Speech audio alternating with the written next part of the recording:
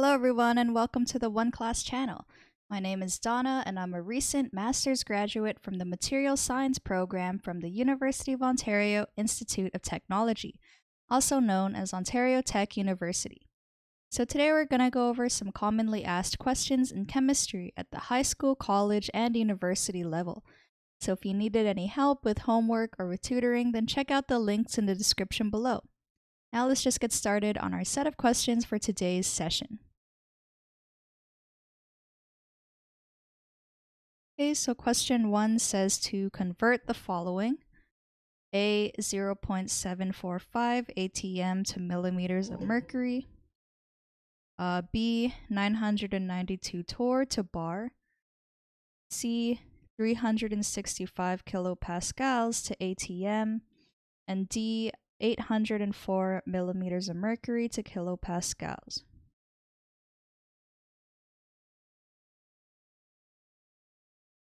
Okay, so let's do the first. 0.745 atm to millimeters of mercury. So first, let's recall that the conversion factor for atm to millimeters of mercury is equal to 760 millimeters of mercury to 1 atm.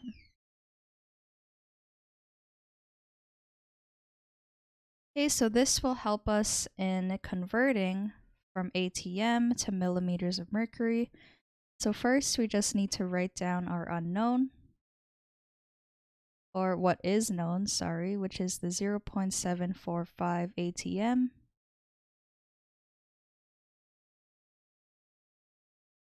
over x millimeters of mercury, which is the units that we're interested in. And now this is where our conversion factor takes place, where actually it should be the other way around, where you put your unknown on top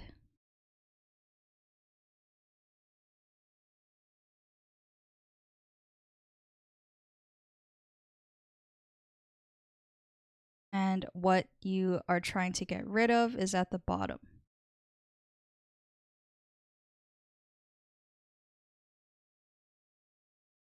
That way, when you write your conversion factor, the units that you're looking for should be on top, and the units you're trying to get rid of will be at the bottom.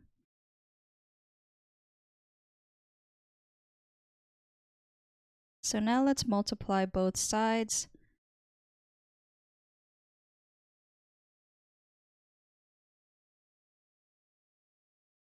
So multiply this side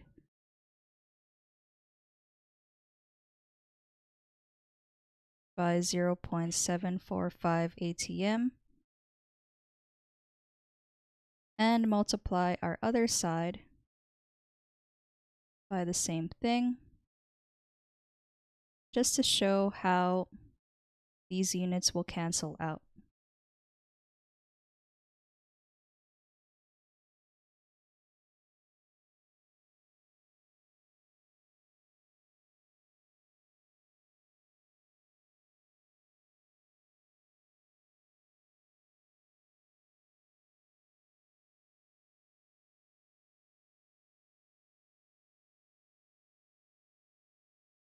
So now pretty much when we solve for x, 760 multiplied by 0.745 gives 566.2 millimeters of mercury.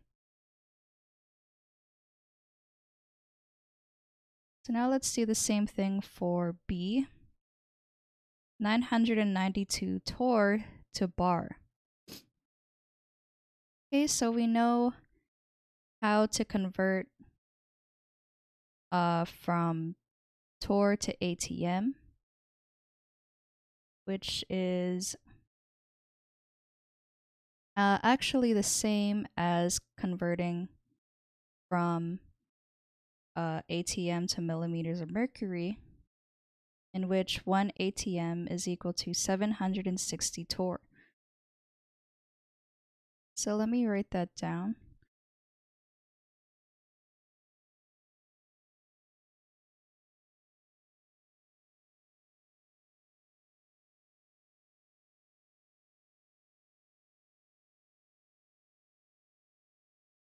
And converting from ATM to bar, you multiply by a factor of 1.013.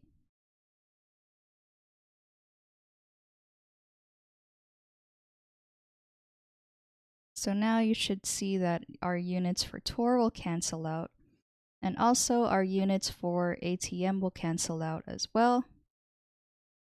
And our answer is 1.32 bar.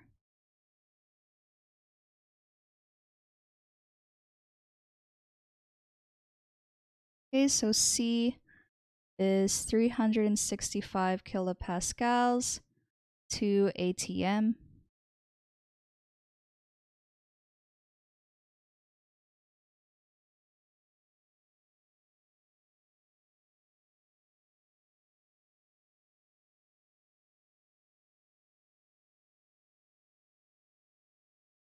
So the conversion factor for this question is 1 ATM is equal to 101.35 kilopascals. So what we're looking for will be on top. And our bottom is the units we're trying to cancel out.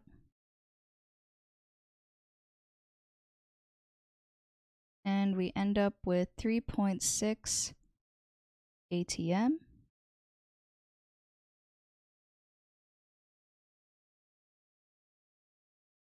And lastly, 804 millimeters of mercury to kilopascals.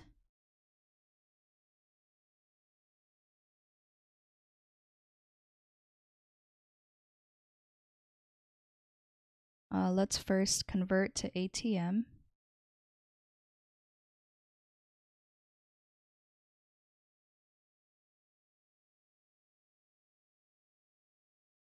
And now we'll convert to kilopascals.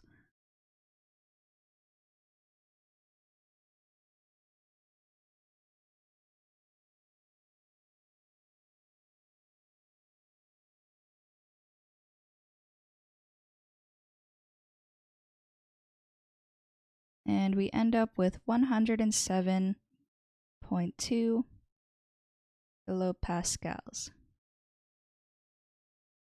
Okay, so now let's see what the junior tutor said. The conversion of pressure units involves the following conversion factors with ATM as the base measurement. So ATM is equal to 760 millimeters of mercury, 760 torr, 1.01325 bars, and 101.325 kilopascals.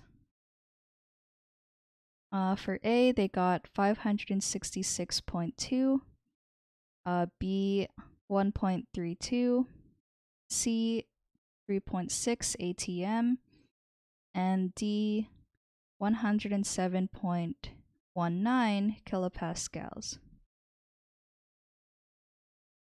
Okay, so this solution is correct.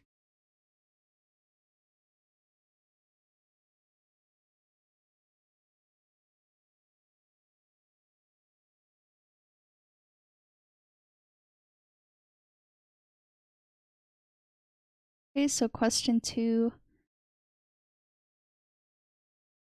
How do you determine the density of aluminum? So first, let's recall the density equation, where density is equal to mass over volume. So the mass can be in like grams or kilograms, and volume can be in milliliters or liters or even centimeter cubed. Okay, what usually we'll stick with grams and milliliters. So to find the density of aluminum, we would first need to measure the mass in grams.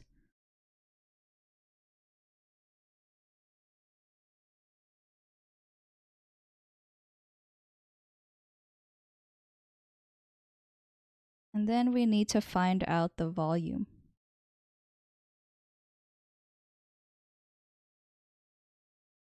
So if it was like a cube of aluminum, then you could just use volume is equal to length times width times height. Or you can use the water displacement method for volume as well.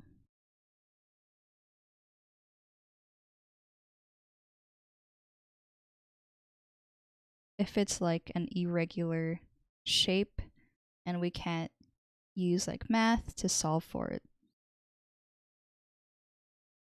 And then you should end up with a density of aluminum of 2.7 grams per centimeter cubed.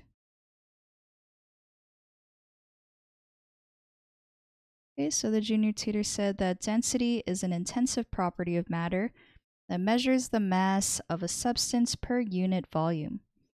Aluminum is a solid metal, and the density of a solid can be determined if we know its mass and volume.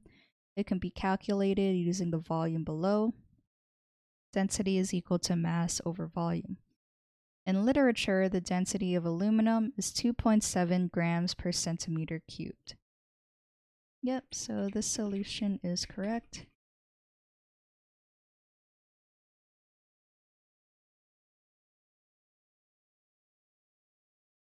I'll just specify how we can find the mass and the volume of aluminum.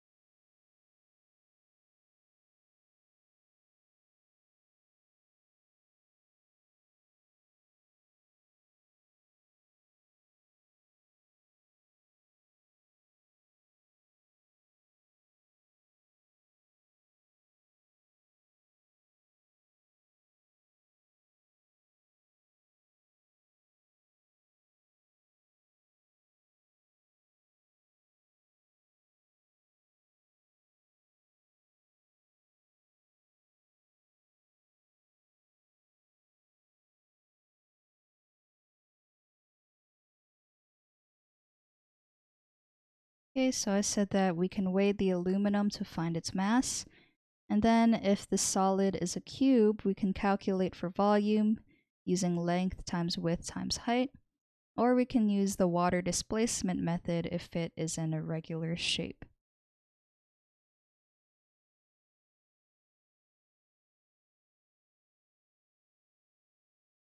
Okay, so question 3.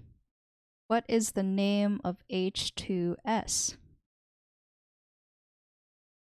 Okay, so let's analyze our compound. We have 2 hydrogens and a sulfur. So we know that because these are 2 nonmetals, we have a binary covalent compound. So it's always important to know the type of compound we have, because depending on the type, like the different rules for naming it varies. So step 1 is to name your first element.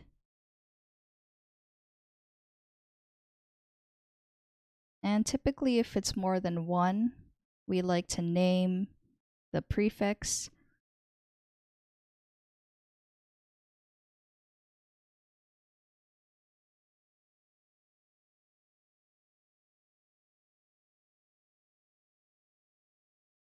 And then for the second part,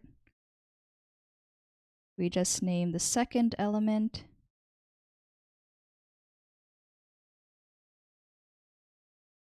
with the prefix, just to show how many atoms there are of that element.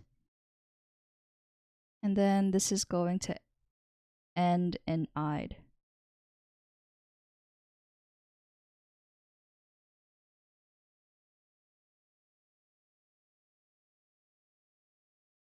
Okay, so I'll also quickly write down what all the prefixes are. So 1 is mono, 2 is di, 3 is tri, 4 is tetra, 5 is penta, 6 is hexa, 7 hepta, 8 is octa, 9 is nona, and 10 is deca. These can be pretty easy to memorize. And now let's look at our example. We have 2 atoms of hydrogen. So we first write dihydrogen.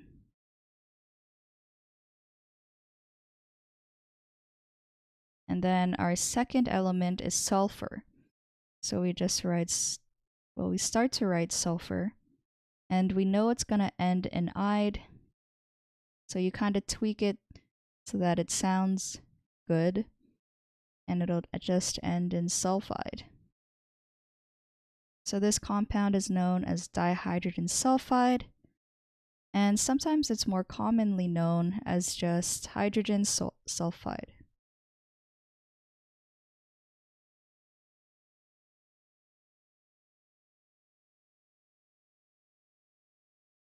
So sometimes it's assumed that 2 hydrogens will react with the sulfur, since sulfur has an oxidation state of -2.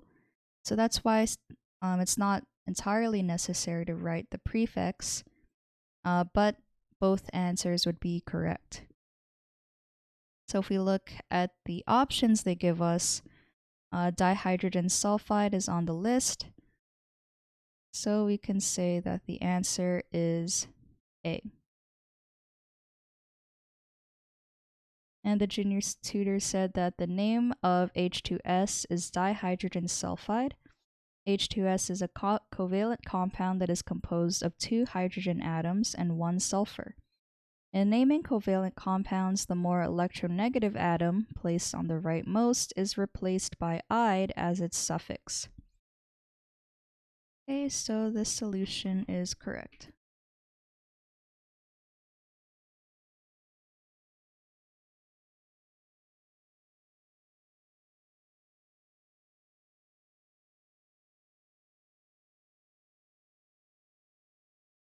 Okay, so question 4. Is CH3Cl polar or nonpolar?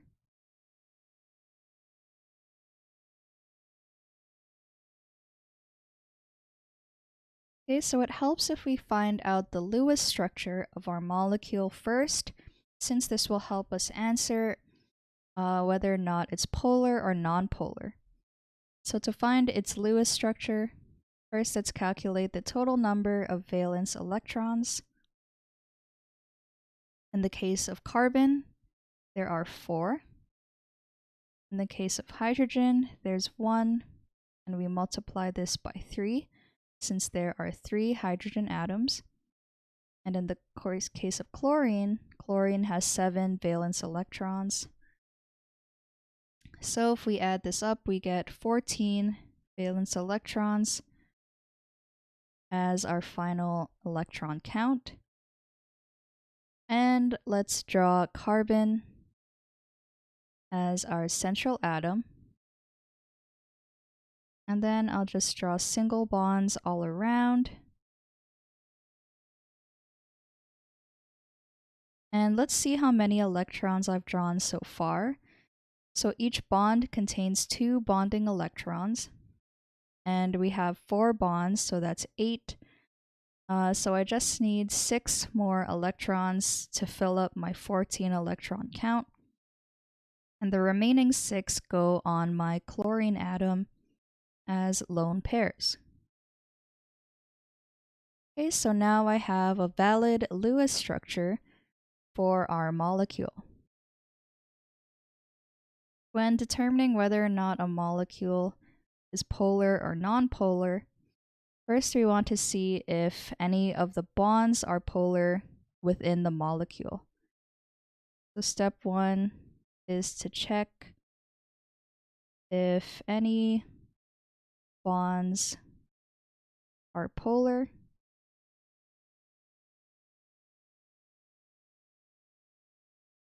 And typically, when bonds are polar, they have an electronegativity difference that is greater than 0.4, or I'll just say greater than or equal to 0.5, but typically less than 1.69.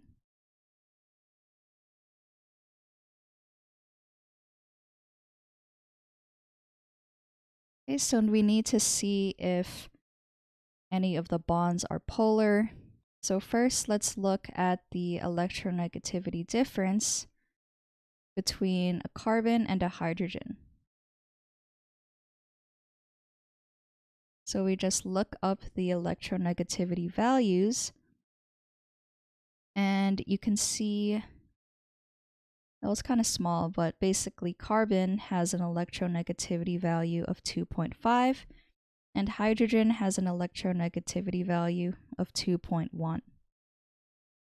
So 2.5 minus 2.1 is equal to 0.4. So the carbon-hydrogen bond is considered nonpolar. But if we looked at the electronegativity difference of carbon and chlorine, chlorine has a value of 3.0 and carbon's is 2.5. So the difference is 0.5. So I can say that the carbon-chlorine bond is polar.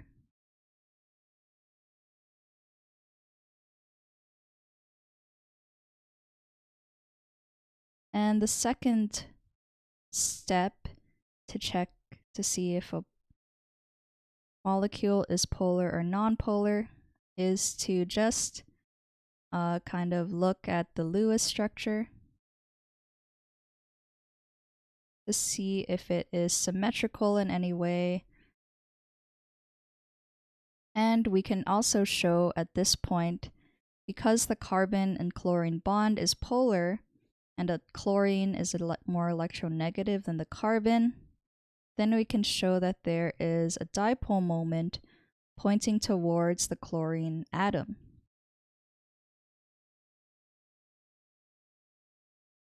So step 3 is to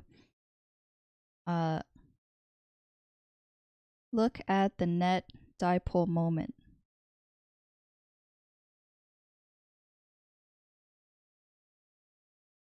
So since chlorine is much more electronegative, then the hydrogens don't cancel out this dipole moment that chlorine is forming. So we have a net dipole moment moving towards the right of our molecule, causing a partially negative side and a partially positive side. So because of this non-zero dipole moment, we know that our molecule is polar.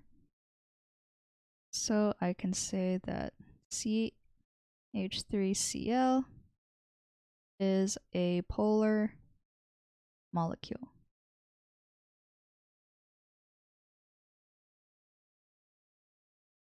Okay, so now let's see what the junior tutor said. Polarity refers to the charge separation, which causes the presence of a dipole moment. Additionally, polarity can be viewed from the perspective of a bond or the entire molecule itself. A bond can be polar because the electrons are unequally shared between the bonded atoms due to their electronegativity difference. However, although a molecule has polar bonds, this does not imply that the entire molecule is polar. If the molecule's symmetry results in the cancellation of the dipole moments, overall the molecule becomes nonpolar. Let us first check if it contains polar bonds. So each carbon-hydrogen bond is nonpolar because carbon and hydrogen have a small electronegativity difference. However, the carbon-chlorine bond is polar because the electronegativity difference between the bonded atoms is moderately large.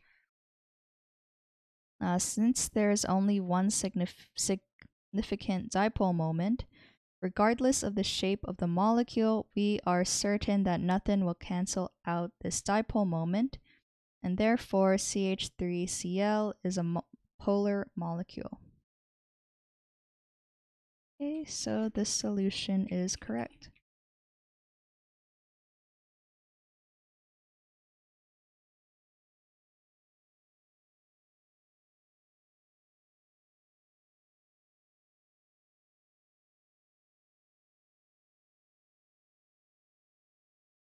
Okay, so question 5. What is the Lewis structure of acetic acid?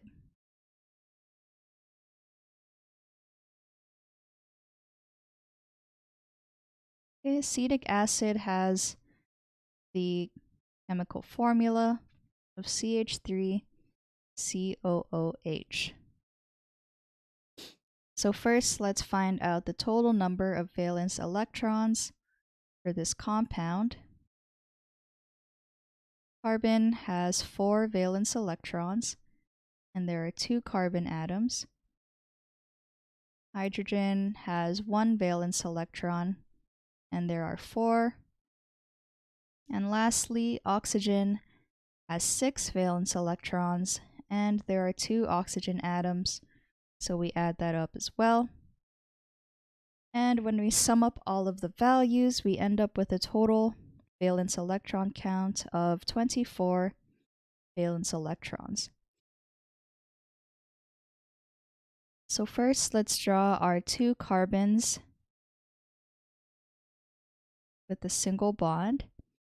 And then I'll just make one of my carbons have the 3 hydrogens single bonded. And then my other carbon, let's see what happens if we have the following structure, where it is single bonded to 2 oxygens and the hydrogen. So now let's put in all of the valence electrons and count to see how many electrons we have so far. So each bond contains 2 bonding electrons. And if you count it out, you'll see that we have a total of 24 electrons in this structure. However, in the case of carbon, it doesn't have a full octet. So we're going to bring one of the pairs of electrons down to form a double bond instead. And now, if we count out the electrons, we still have the 24, plus all of the atoms have a full octet, with the exception of hydrogen, which just has a full duet. So this is a valid Lewis structure for acetic acid. And we can kind of verify that it's correct because it contains carboxylic acid group as well. And with the name acetic acid, we know that it should contain a carboxylic acid group. That's how you can kind of confirm. And the junior tutor said that acetic acid, which is also known as ethanoic acid, is considered the most important of the carboxylic acids. A dilute solution of acetic acid produced by fermentation and oxidation of natural carbohydrates is called vinegar. Okay, so they have some background information with vinegar and how to even produce it. So to draw the Lewis structure, the first thing we need to do is to determine the total number of valence electrons. So they also got 24. And now we need to consider that the carboxylic acid component of the compound is a functional group. So by obeying the rule of octet and by distributing the total number of valence electrons around the corresponding element, we will have the following Lewis structure of the compound, or acetic acid. Okay, so to check, we can count for the total number of valence electrons using the dots and bonds, and they still have a total of 24. So the solution is correct.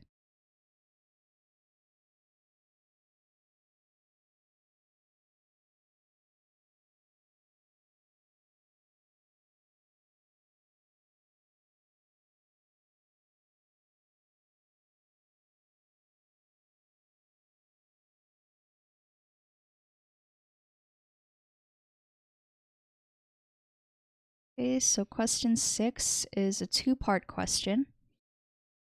So let's do part A first. Draw the Lewis structure for ClO4-, which is also known as the perchlorate ion, in which the central chlorine atom obeys the octet rule. How many are the unshared pairs on the central chlorine atom? How many single bonds and double bonds does the central chlorine atom form? So first, let's find the total number of valence electrons for this compound, or this ion. So chlorine has 7, and oxygen contains 6, and there are 4 oxygen atoms. And lastly, the overall charge of the ion is a -1, so we're going to add an additional electron to our count, and you should end up with 32 valence electrons. Okay, so now let's draw chlorine as our central atom, and we'll see what happens if we symmetrically draw single bonded oxygens all over. And you'll notice that the overall charge of the ion is only -1. So we know that only one of these oxygens will be single bonded. So I'm just going to draw 3 having double bonds, and we'll fill in all of the lone pairs, and then count out all the electrons to see how many I have in the structure.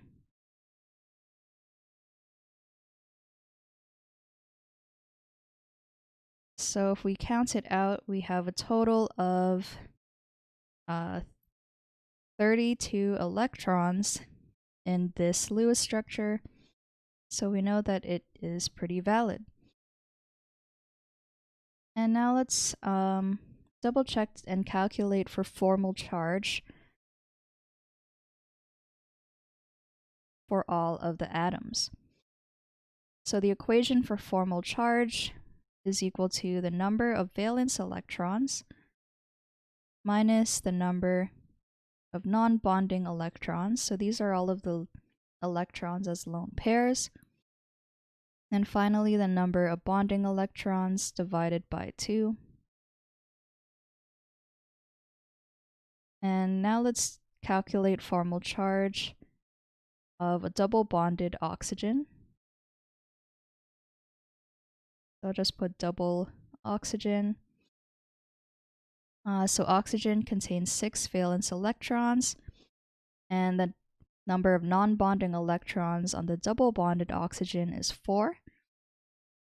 And since it has those 2 bonds, we have a total of 4 bonding electrons, so we put 4 divided by 2.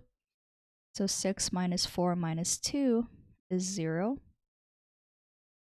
And now let's do the same thing for the 1 single bonded, just to double check to see if it does contain that negative charge. So it should contain 6 valence electrons. There are 6 non-bonding electrons, and the single bond shows that there are 2 bonding electrons divided by 2. So it does indeed carry the negative charge. And now let's verify that our chlorine should also be neutral. Chlorine has a valence electrons of 7. There are no lone pairs, so we put 0. And let's count out how many bonds there are to the chlorine. So we have 14 bonding electrons divided by 2.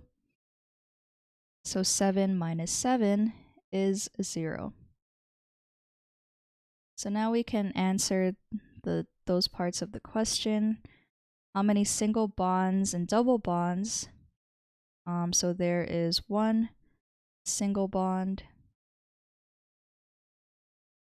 and we have 3 double bonds.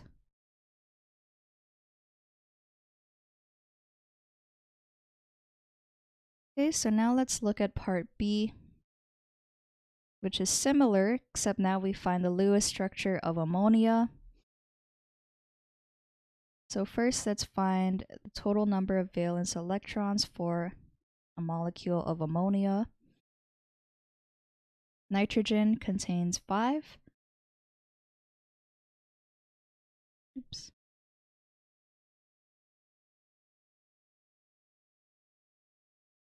And hydrogen contains 1. And there are 3 hydrogen atoms, so we multiply this by 3.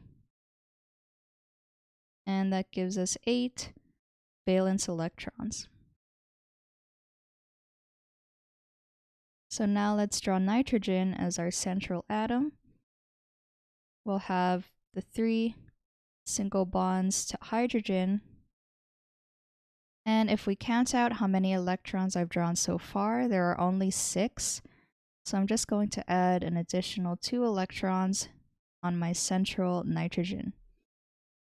So now I have a total of 8. And we can say that there are 3 single bonds and 0 double bonds.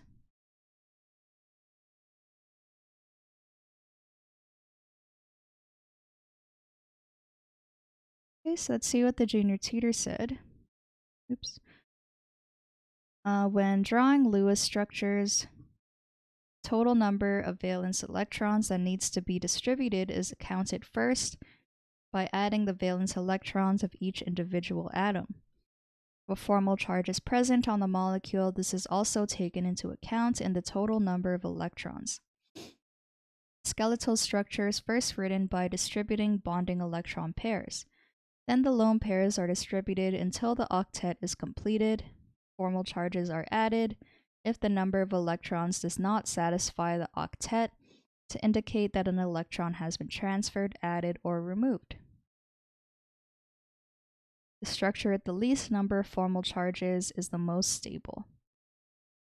Okay, so they have the perchlorate ion, which has 32 valence electrons, and they have the same Lewis structure we have as well. And there are 3 oxygen atoms with a double bond, and an oxygen atom with a single bond having the 3 lone pairs. For ammonia, there's a total of 8 valence electrons. 6 electrons are in 3 bonding pairs, all of which are in the 3 nitrogen-hydrogen single bonds, and the remaining 2 electrons are in a lone pair on the central nitrogen atom. Okay, so this solution is correct.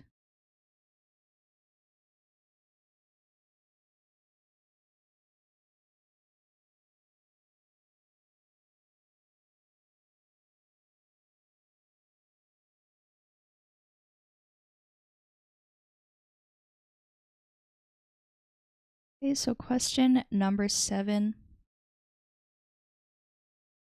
What is the Lewis structure of silicon dioxide?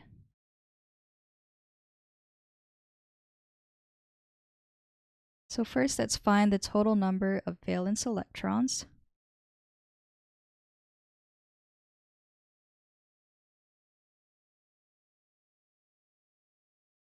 So in the case of silicon, there are 4 valence electrons, and oxygen contains 6, and there are 2 oxygen atoms, so we multiply this by 2, and we end up with a total of 16 valence electrons.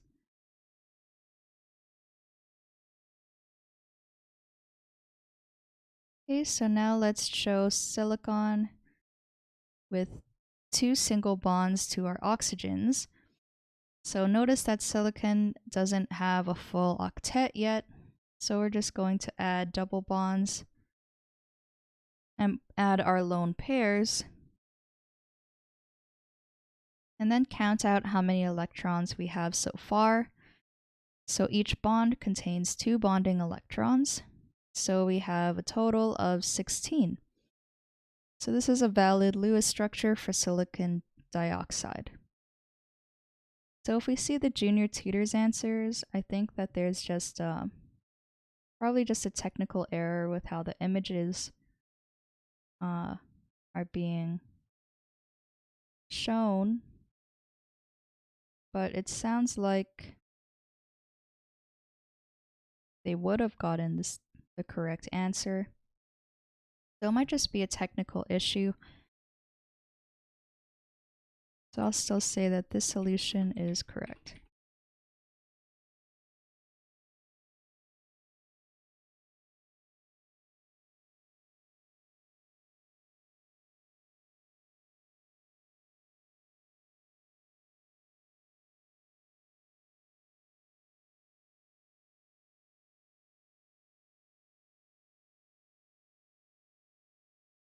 Okay, so question number 8.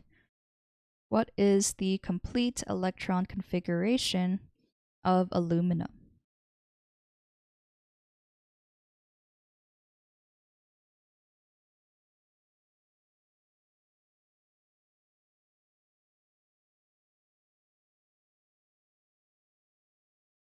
So to find the electron configuration of a certain element, we need to follow the following steps. So step 1 is to divide your periodic table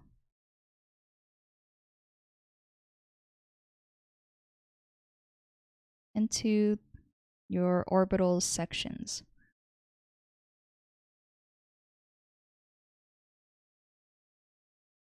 Which is either the S, P, D, or F orbitals. So I'll Google it, show what it'll look like.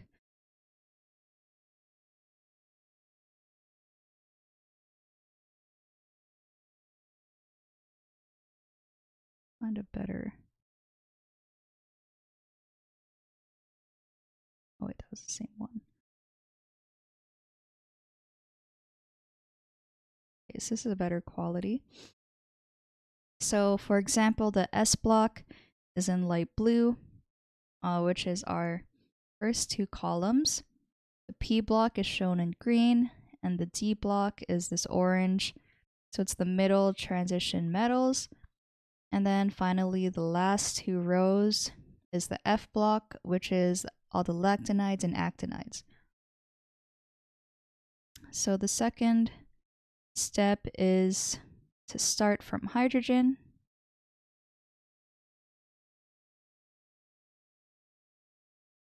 You kind of move left to right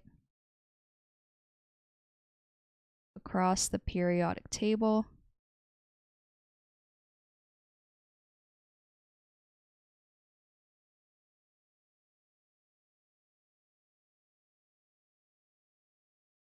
Writing the row number, then the block letter.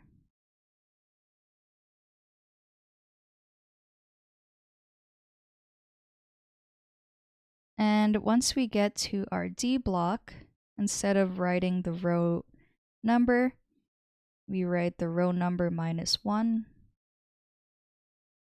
And for the F block,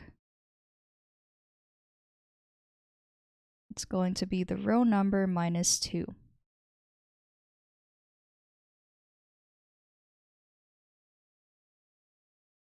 And we also need to write in order of increasing energy levels.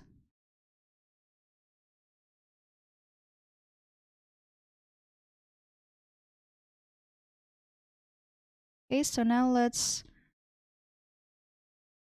try to answer our question, finding the electron configuration of aluminum. So this is ground state aluminum, which means that there were no electrons that were removed or added. So first, let's find aluminum on the periodic table. You'll see that it has an atomic number of 13, which means it contains 13 protons. And since we have a neutral atom, this also means there are 13 electrons. So we can double check if our answer is correct if we sum up all of the superscripts to find out the number of electrons. So first, let's start from hydrogen, and we write the row number, which is 1, and then the block letter, which is S. And then to signify how many electrons are in this orbital, we write the superscript of 2. So 1s2 corresponds to the hydrogen and the helium. Then we go down to the next row, which is row 2. Block letter is 2. And having a superscript of 2 adds another 2 electrons. And then we move across to P, 2p6. And then the next row is 3s2. And then we go 3p and then count to see where aluminum is. So aluminum is right there. So we just need to say 3p1. And now we have the electron configuration for aluminum. And we can also express this in the shorthand configuration. And to do that, we just need to find the noble gas that comes before aluminum, which in this case is neon. So we write neon in square brackets. And then we just continue on writing the rest of the electron configuration normally. So 3s2 and then 3p1. Okay, so let's see what the junior tutor said. A noble gas configuration of an atom consists of the elemental symbol of the last noble gas prior to that atom, followed by the configuration of the remaining electrons. Elements that are found in the last column of the periodic table are an important group of elements called the noble gases. For example, sodium, element number 11, is the first element in the first period of the periodic table, which has the electron configuration 1s2, 2s2, 2p6, 3s1, wherein the first 10 electrons of sodium atom are the inner shell, and the configuration of those 10 electrons is exactly the same as the configuration of neon. So this provides basis for shorthand notation. Okay, and then for aluminum, it has an atomic number of 13 and a complete electron configuration of 1s2, 2s2, 2p6, 3s2, 3p1. Hence, using the noble gas configuration principle, the electron configuration above is shortened to neon 3s2 to 3p1. Okay, so this solution is correct.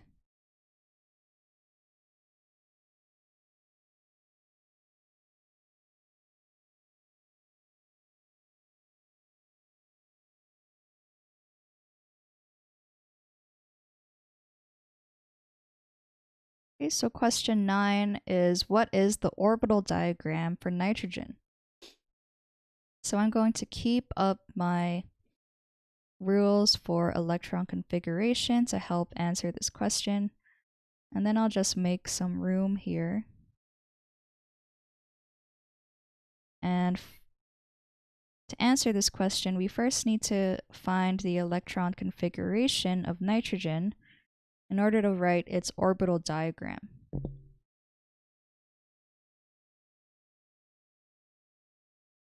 Okay, so to find the electron configuration, we first need to divide the periodic table into orbital sections, S, P, D, and F. And then starting from hydrogen, we move left to right across the periodic table, writing the row number and then the block letter. Once we get to the D block, which is shown here, the transition metals, we write the row number -1. And once you get to the F block, it's the row number -2, and then the block letter.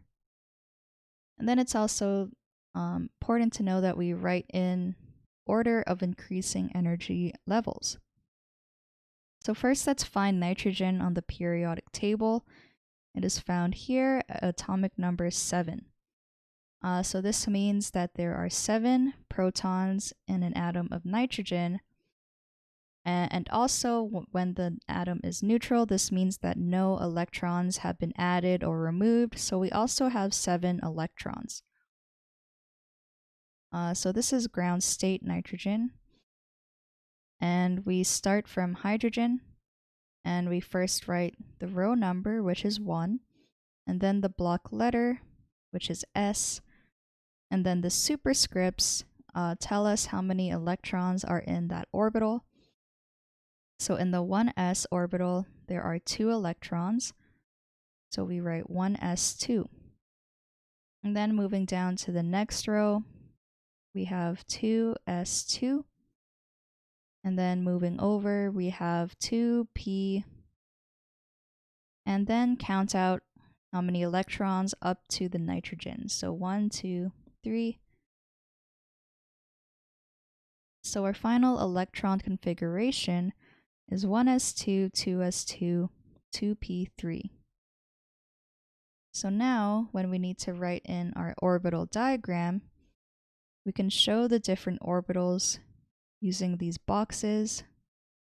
So this can be the 1s orbital. This is the 2s orbital. And the 2p orbital can house 6 electrons in total. So I'm just going to show 3 boxes. And now we just need to fill in our electrons. So in the 1s orbital, we write an electron that is orientated spinning up, and then another spinning down. And then once we get to the 2s orbital, we do the same thing. And now in the 2p orbital, when we write our 3 electrons, we don't write it like this. We need to fill out everything first, and they all need to spin in the same direction before we start filling in all the arrows pointing down. So when we write out our 3 electrons in the 2p orbital, they're all going to be spinning up like this. Okay, so this is the orbital filling diagram for nitrogen. And there are these 3 electrons that are spinning up. So the junior tutor said that orbital diagrams are pictorial descriptions of the electrons in an atom. There are 3 rules that are useful in forming orbital diagrams. Aufbau's principle states that each electron occupies the lowest energy orbital, and on the other hand, the Pauli exclusions principle states that only 2 electrons can fit in a single orbital. Lastly, Hund's rule states that the electrons go into different orbitals in the same sublevel before doubling up inside orbitals. The main purpose of the orbital diagram is to illustrate the quantum numbers in an electron configuration. In addition to listing the principal quantum number n and the subshell L, it also shows all the different orientations and spin of each electron. Diagram shows the number of subshells by using boxes or lines for electrons. So 3 is used for P, 5 is used for D, and 7 for F. In each box, the spin of an electron is noted by using arrows. Up arrows mean half spin and down arrows mean negative half spin. Okay, so now we have a brief intro to nitrogen. And for the orbital diagram of nitrogen, we need to obey the Aufbau's principle, Pauli exclusions principle, and the Hund's rule. Since this element has an electron configuration of 1s2, 2s2, 2p3, we can have the following orbital diagram. Okay, so this solution is correct.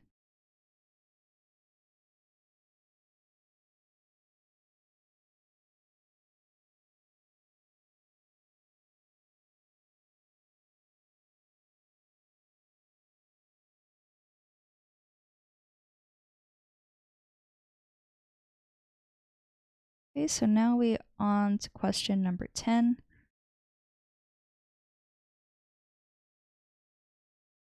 What are the organic products of the following reaction?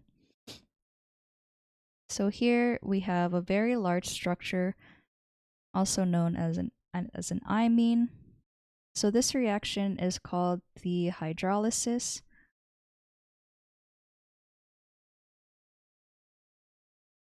of an imine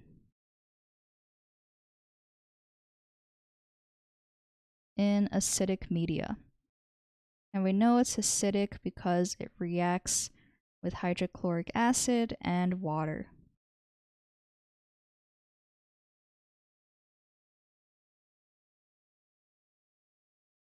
So I'll show the general reaction scheme.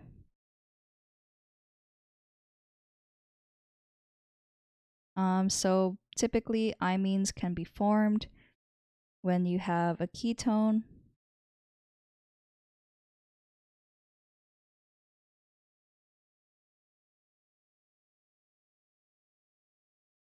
reacting with like a general amine.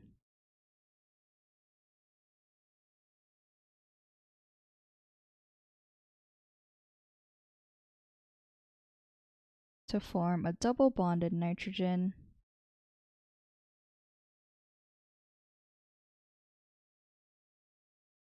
plus water.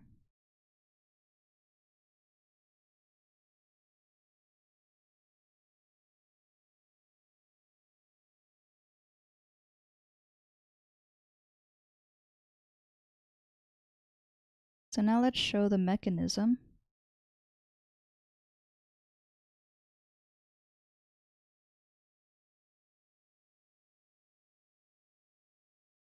And I'll just draw out our reactant.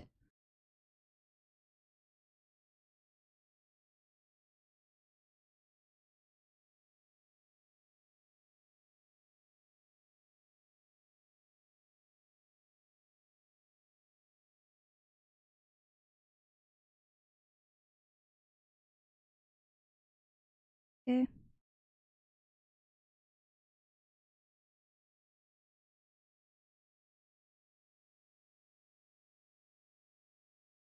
So what happens first is that this lone pair on the nitrogen will come down and attack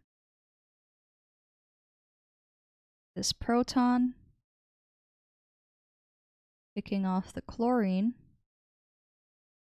And then now we have following intermediate.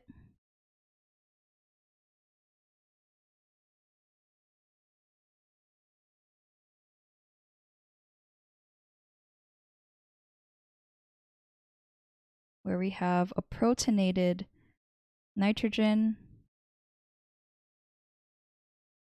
that has a positive charge. So to relieve that positive charge, this is when a water molecule can come in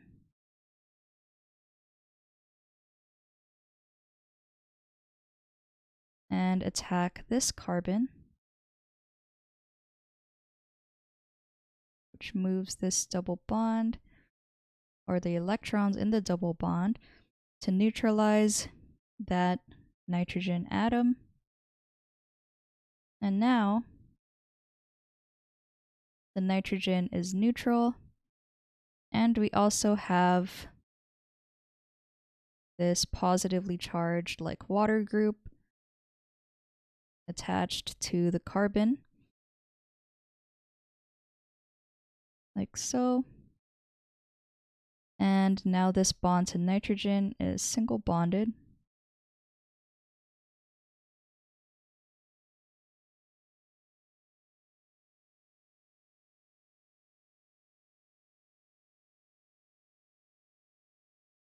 Let me draw the lone pair here.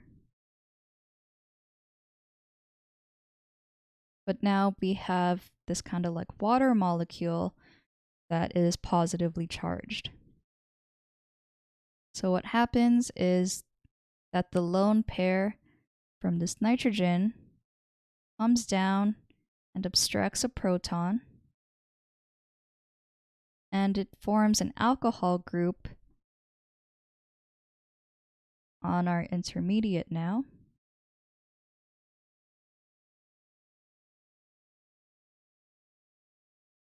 I don't think I gave myself enough space there.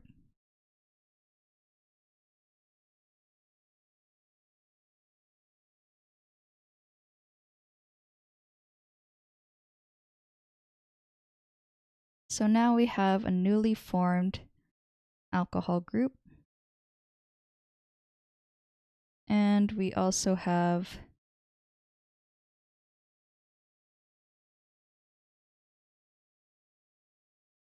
this positively charged nitrogen.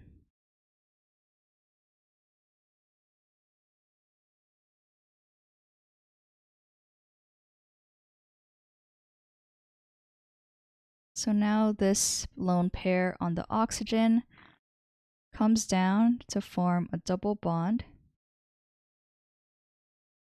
and kind of kicks off this group to give us two different products. So I'll draw both of these here.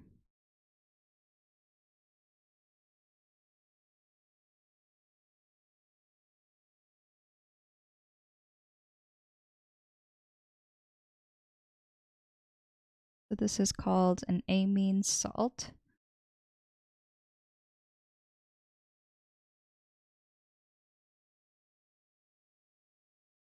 And then we also have this oxonium ion.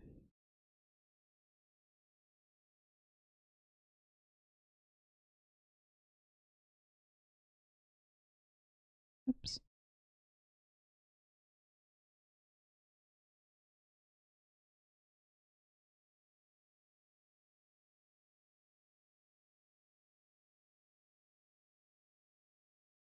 You can see that now there is this double bonded oxygen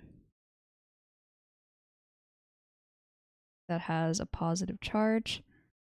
And then I'll just label this as oxonium ion.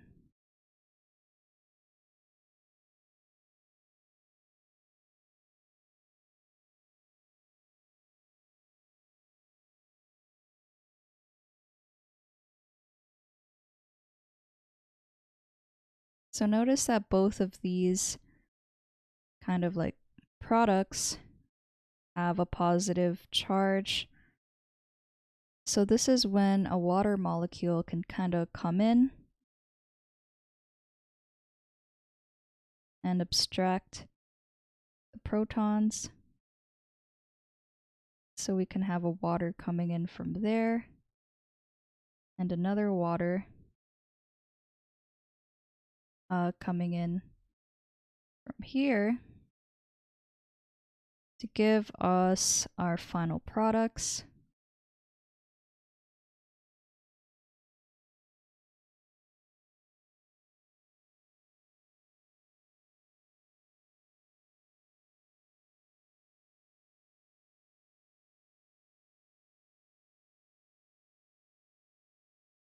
Which is this aldehyde group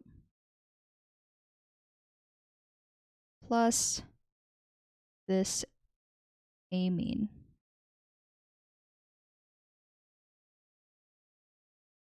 So these are our two products. So let me put them in boxes so that we can see them better.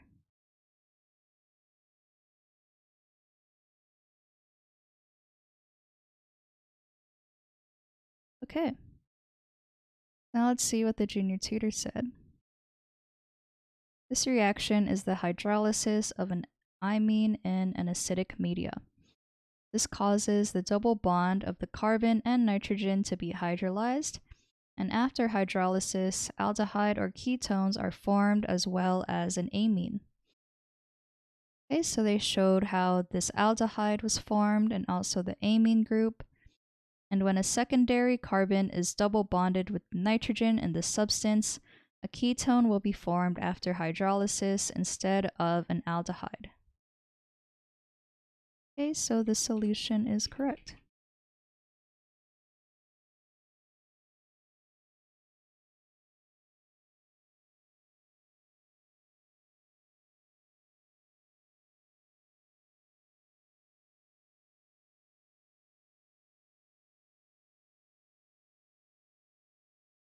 Okay, so question number 11. What is the Lewis structure for sulfur dibromide?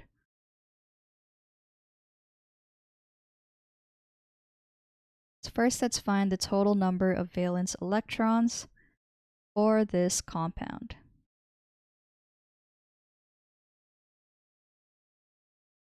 So we have sulfur, which contains 6 valence electrons, and we have bromine, which contains 7. And there are 2 bromine atoms, so we multiply this by 2. And we get a total of 20 valence electrons. So now, we draw sulfur as our central atom, and 2 single bonds to our bromines.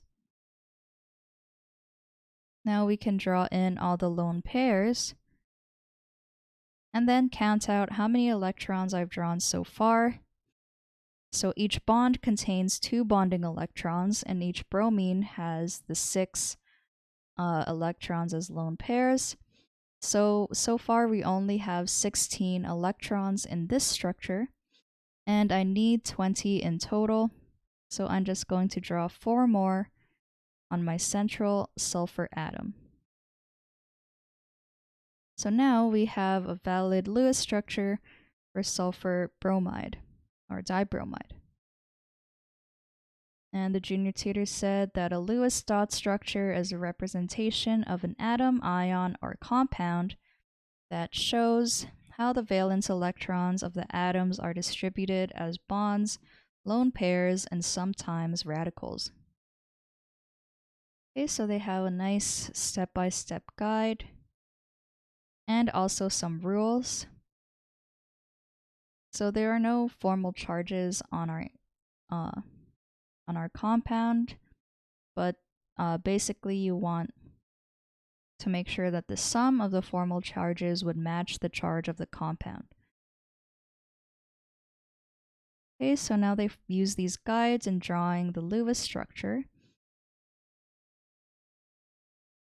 Sulfur would be the more logical central atom because it will typically create more bonds since it has fewer valence electrons. The arrangement will be sulfur surrounded by the 2 bromines. They drew in all of the lone pairs. And they also showed how one would solve for formal charge. But this rule is not applicable since all the formal charges would be 0. Okay, so they got the correct answer. So this solution is correct.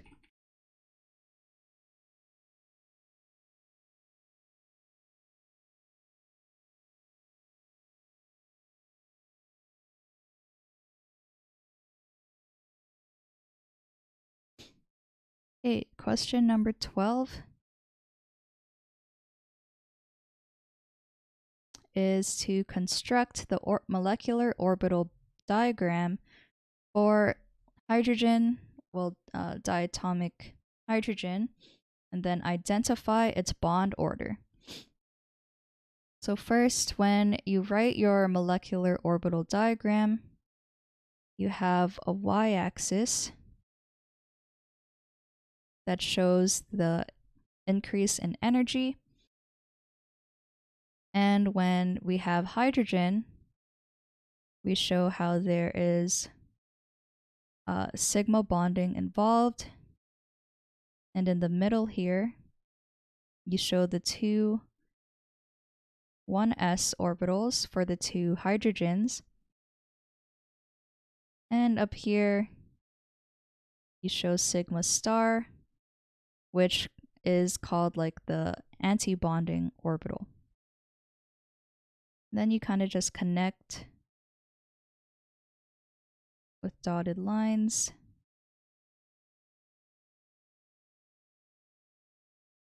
And this typically shows where the electrons would go if they formed a hydrogen-hydrogen bond. So for example, let's say we had H2. So obviously hydrogen only has one electron in its atom, so it only has one electron that can participate in the bonds. And we have two hydrogen atoms, so we can show that each hydrogen has one electron. And then these two electrons can come together to form a sigma bond. So then we can draw those two electrons as a sigma bond. And then this is our molecular orbital diagram for diatomic hydrogen. And now we can calculate bond order. So the equation for bond order is the number of bonding electrons minus the number of anti-bonding electrons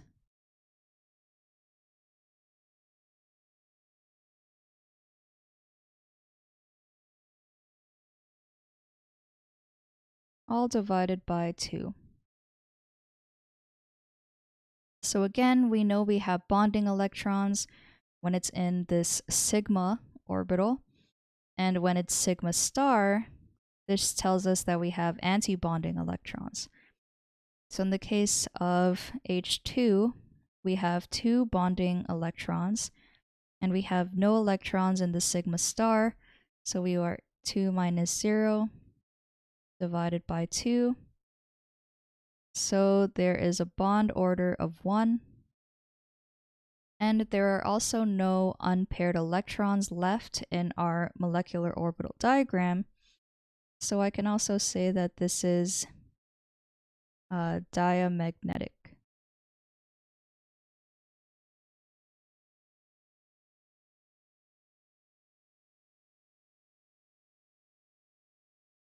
If there was an unpaired electron in the final molecular orbital diagram, then it would be considered paramagnetic. Let's see what the junior tutor said. In molecular orbital theory, when atoms create molecules, they generate molecular orbitals classified as bonding orbital or anti-bonding orbitals. These orbitals can be visually represented using an orbital diagram. This representation would be extremely useful in predicting several properties, including bond length, bond strength, and magnetic property. Bond order is a numerical value that could tell us hints about several features of a bond, including the relative bond strength. A high bond order indicates a strong and thus short bond, while for low bond orders, the opposite is true. It is simply half the difference between the number of bonding electrons and anti-bonding electrons. Okay, so they have their equation for bond order. And generally, only orbitals of the same energy can mix together. When the 1s orbitals of two atoms combine, this yields a sigma bonding orbital and a sigma star anti-bonding orbital. Same scenario happens for 2s orbitals. However, for p sublevel orbitals, the molecular orbitals formed are one sigma bonding orbital and a counterpart anti-bonding orbital sigma star, and two pi bonding orbitals and two counterpart anti-bonding orbitals. So we didn't have to deal with any of these orbitals, since for hydrogen, it only went up to the 1s. Note that the bonding orbital is always more stable and lower in energy than its counterpart anti-bonding orbital. So since hydrogen has the 1s subshell only, we should expect only two molecular orbitals, sigma 1s and sigma star 1s. So I can also label my diagram to show that this sigma is because of the 1s, and this sigma star is because of 1s. Moreover, the molecule possesses two electrons, one from each hydrogen.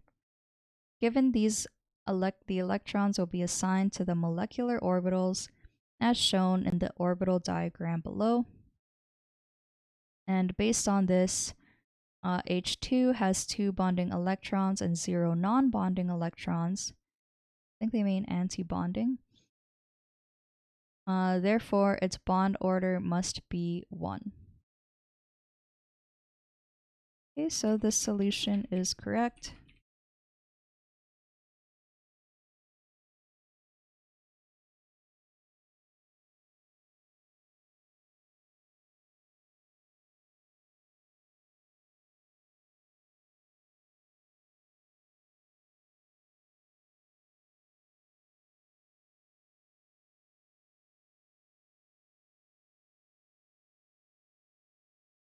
Okay, so question 13 is to draw the Lewis diagrams for these 5 acids,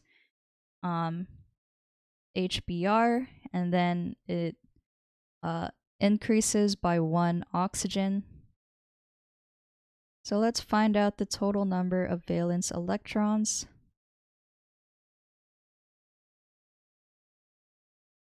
And maybe to make it easier, I'll just do this in like chart form. So let's have HBr,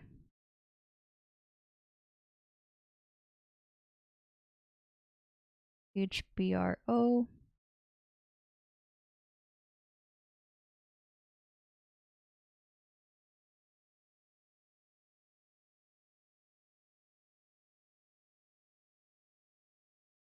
and I'll just write all the valence electrons in this table.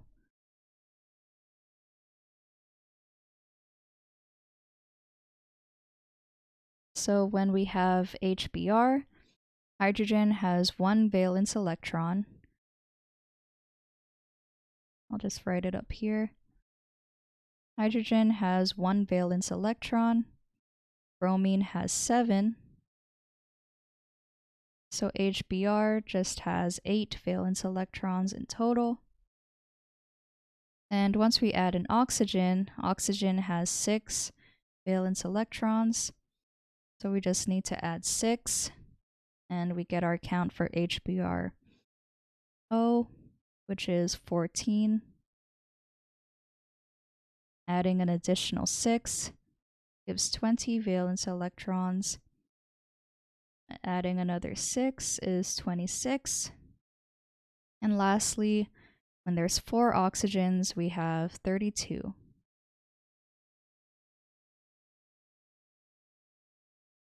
Okay, so now let's just start to draw them.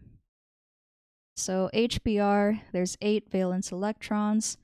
So it's pretty straightforward. We just need to do a single bonded hydrogen with a bromine. And then we can show all of the lone pairs on the bromine. And we have our total of 8.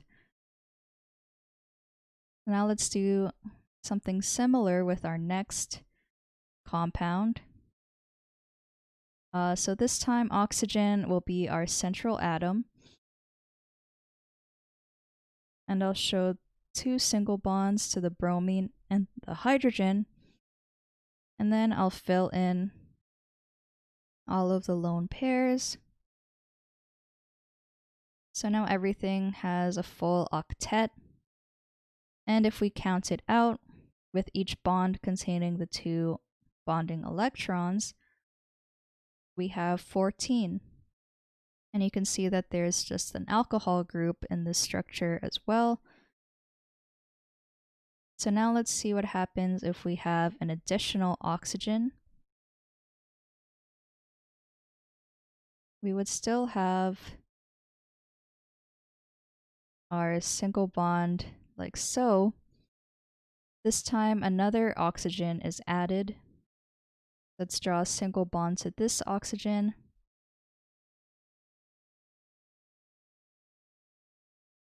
And this time a double bond can be formed with the bromine and the oxygen. And if I draw out all the lone pairs and count out how many I have in this structure, we're expecting 20, and we have 20.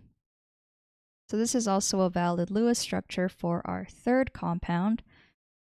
A single bonded oxygen with the hydrogen, and then a double bonded oxygen.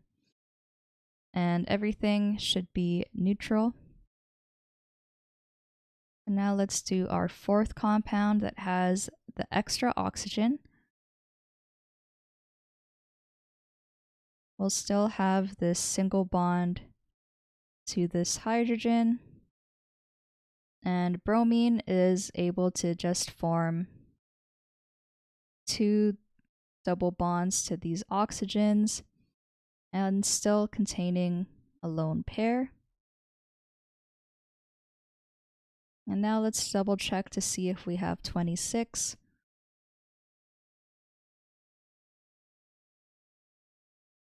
Okay, so we have 26. So this is our fourth compound.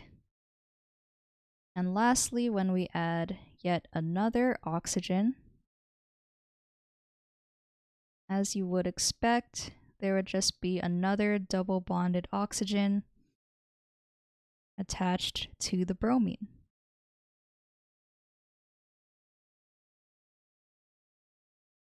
So bromine is one of those atoms that can be an exception to the octet rule, in which it can have it can have more than 8 bonding electrons attached to it.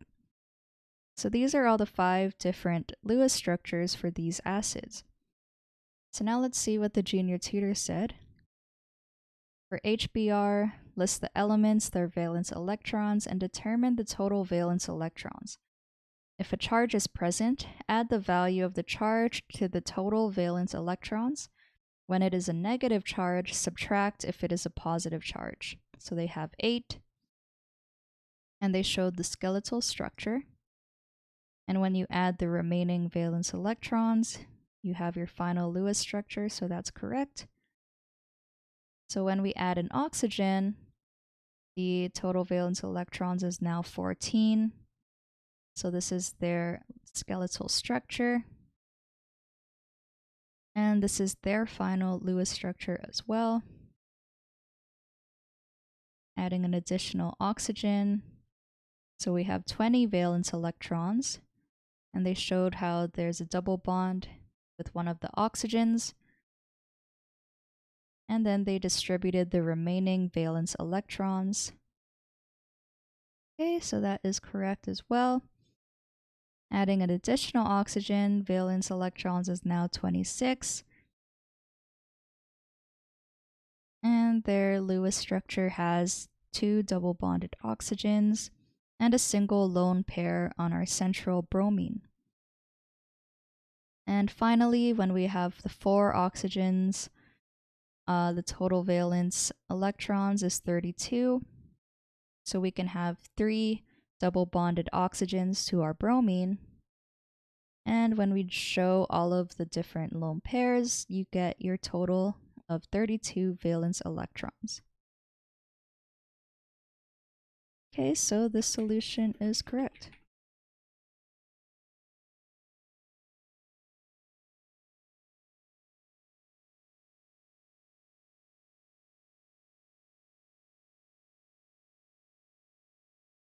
Okay, so now we'll do question number 14. What is the Lewis structure of this Tri-Sulfur atom or compound? So first, let's find the total number of valence electrons. So each sulfur atom contains 6 valence electrons, and we just have the 3 that are bonded together. So we have a total of 18. So let's say we had all of our sulfurs with a single bond in between each one. So none of these have a full octet yet. So let's see what happens if there is full octet. So one of these will have a double bond. And let's count out how many electrons I've drawn. So we have 1, 2, 3, 4, 5, 6. Each bond contains 2 bonding electrons. And we have our 18. But now let's calculate the formal charge for each of our sulfur atoms.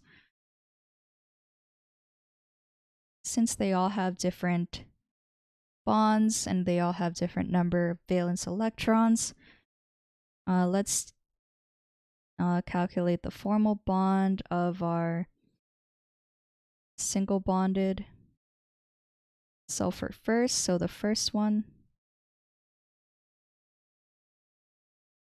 Well, first I should show the equation for formal charge, which is the number of valence electrons minus the number of non-bonding electrons.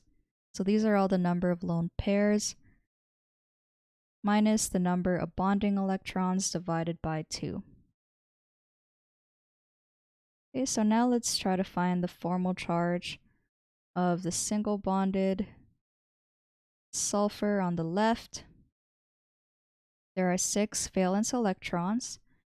There are also 6 non-bonding electrons. And there's only the 1 bond, so we have 2 bonded electrons divided by 2. So this sulfur has a negative charge. So I'm just going to draw a negative sign. And now let's calculate the formal charge of the middle sulfur atom. There are still 6 valence electrons. This time there are only 2 non-bonding electrons.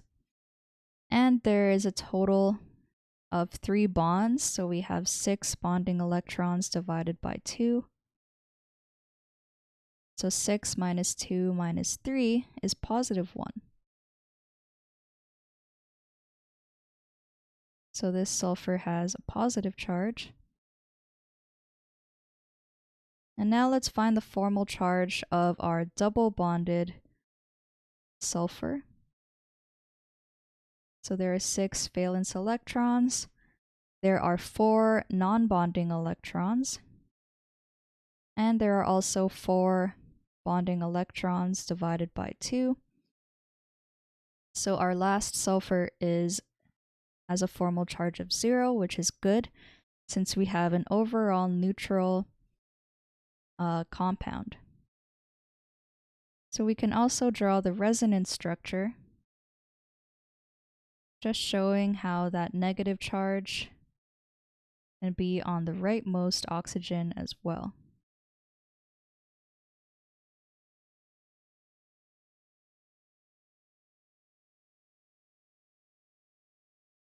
Okay, so these are the two resonance structures for this Tri-Sulfur compound. And the junior tutor said you first need to determine number of valence electrons, which is 18. By obeying the rule of octet and by distributing the total number of valence electrons around the corresponding atom, we'll have the following Lewis structure for the compound. Okay, so they show the two resonance structures. To check, we can count for the total number of valence electrons using the dots from the illustration above, and we still have a value of 18. Okay, so this solution is correct.